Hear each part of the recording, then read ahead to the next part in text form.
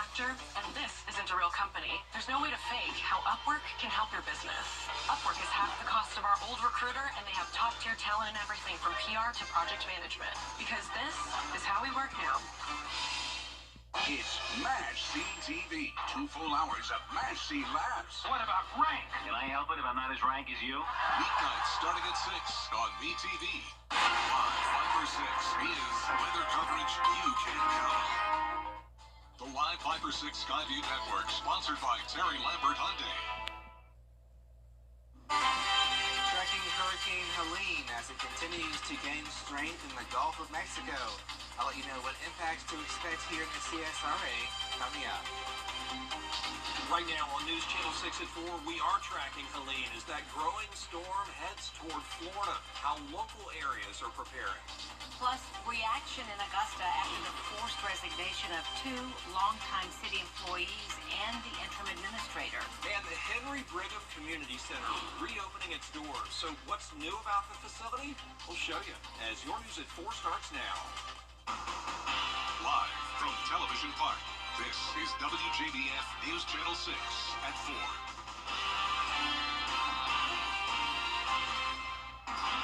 Good afternoon, everybody. I'm Brad Means. And I'm Jenny Montgomery. Thanks for joining us. We'll get to those top stories in a moment, but first, meteorologist Miller Hyatt joins us now. Coming up in just a few minutes, Brad and Jenny. Miller, thanks a lot. And as you might imagine, state agencies are getting set to send resources to help people around Georgia just in case. Governor Brian Kemp declaring a state of emergency until October 2nd. That's going to free up at least 500 National Guard troops to help communities. The wind's going to have major effects on power lines. It's going to have a lot of effect on trees. There's going to be a lot of downed trees, a lot of downed power lines, so we are encouraging you to stay away from those. And the cost of this storm is going to be extremely high. I think it's probably going to, if it plays out to how it's being described, it could be one of our most costly storms that we've seen in recent years. GMA says the biggest thing you can do is prepare now and stay off the roads because of the heavy winds. Scriven County, just one of the counties in our area getting set for possible impacts from Helene. Local leaders meeting with the National Weather Service at noon today for an update on the path of the storm. It's bad timing for the Sylvania area, which, as you may remember, saw heavy flooding from Tropical Storm Debbie just a few weeks ago. They got about 15 inches of rain. We still got some roads that's washed out that we haven't had a chance to get to, and we've basically did some emergency patching on some stuff, and so we can get as many roads passable as possible. So we're, you know, that's going to be an ongoing process, and hopefully we won't get too much damage from the storm that's coming now to impact the stuff that we have emergency patch. So that's what we're hoping. And as you just heard from Miller, the Viper 6 alert team calling for the county, Scriven, to see winds up to 45 miles an hour from Helene, along with a slight risk of tornadoes. The Van Buren County Sheriff's Office has launched a new program to check on vulnerable community members. Aiken Bureau Chief Sean Cabbage-Talk has more. It's called Are You Okay? Participants will receive weekly calls from volunteers or officers just to make sure they're doing okay. The program provides weekly check-ins for seniors, those with medical conditions, and people living alone. If someone can't be reached after 3 calls, their emergency contact is notified, and deputies are sent if needed. We want to be there for them to help supplement the family, because most kids graduate, they move away from home, and they leave their elderly family members here, and this is just an added layer just to check to make sure that they're okay. To participate, contact the Sheriff's Office. In Van Buren County, I'm Aiken Bureau Chief Sean Cabbage-Talk, WJBF News Channel 6. In Aiken County, all after-school activities for tomorrow are canceled. Friday is an e-learning day for students and teachers. Staff will work remotely. Hurricane Helene will impact Georgia overnight Thursday into Friday. Be sure to download our Viper 6 weather app and have it turned on to receive critical updates as you sleep. Some Augusta commissioners are blasting the decision to push out top city officials. 5 commissioners, and that the move had nothing to do with the credit card policy. And if we may go back to our Helene coverage for just a moment, I just got an email from Richmond County Schools. Richmond County parents and students and caregivers, y'all do have school tomorrow. School is in session tomorrow on Thursday. All after-school activities will be suspended from 6 p.m. onward. But school in Augusta tomorrow. An important community center in South Augusta is reopening. A grand opening celebration for the Henry Brigham Community Center held this afternoon on Golden Camp Road. Bria Smith was there.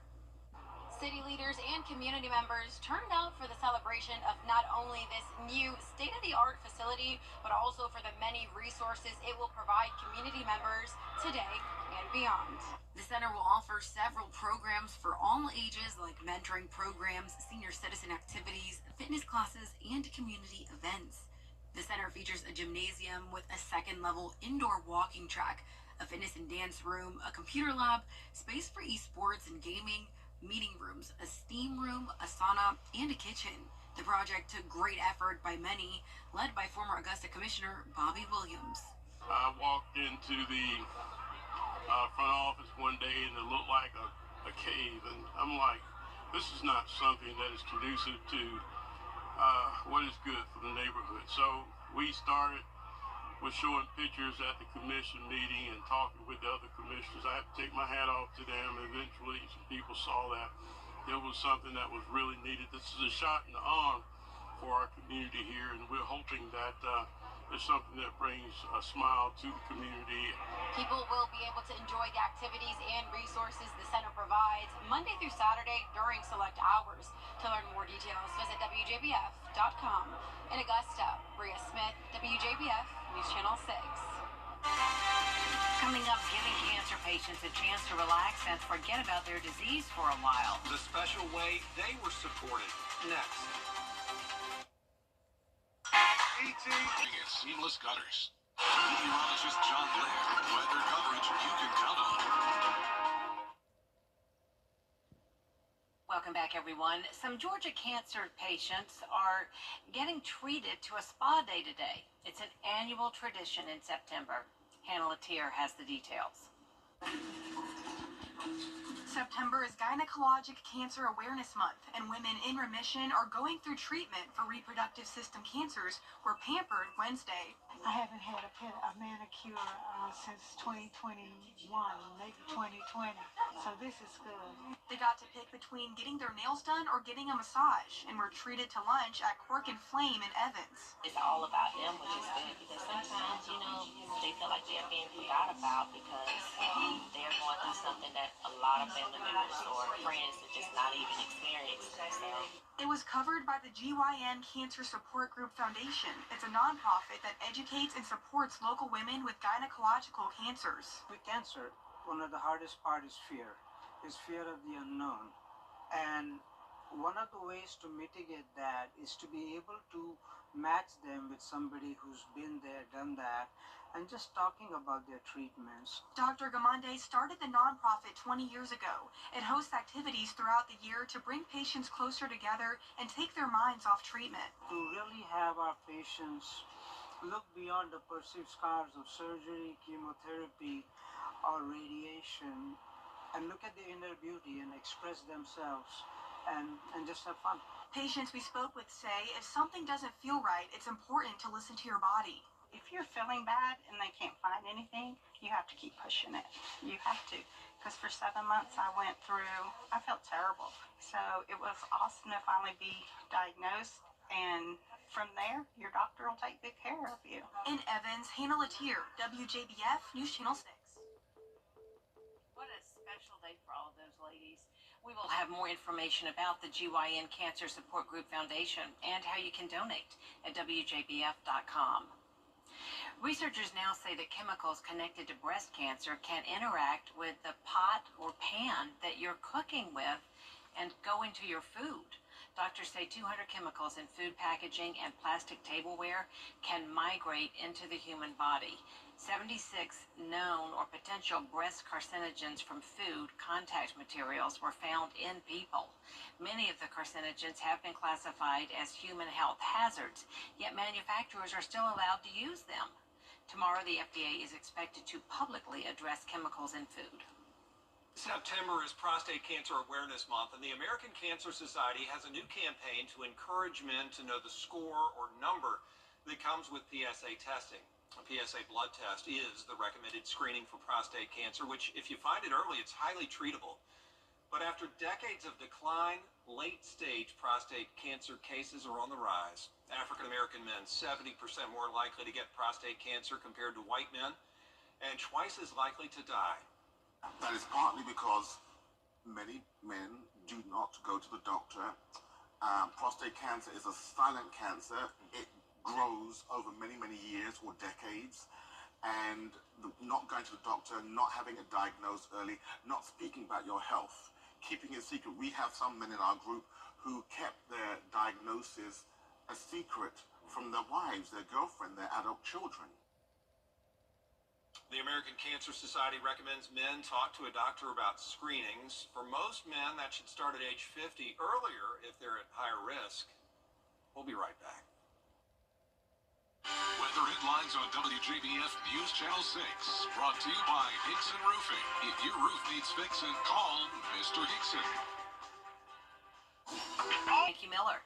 Coming up, highlights from the Mascots versus Kids football game in Indianapolis. Well, looks like a lot of fun. We'll have the story next. On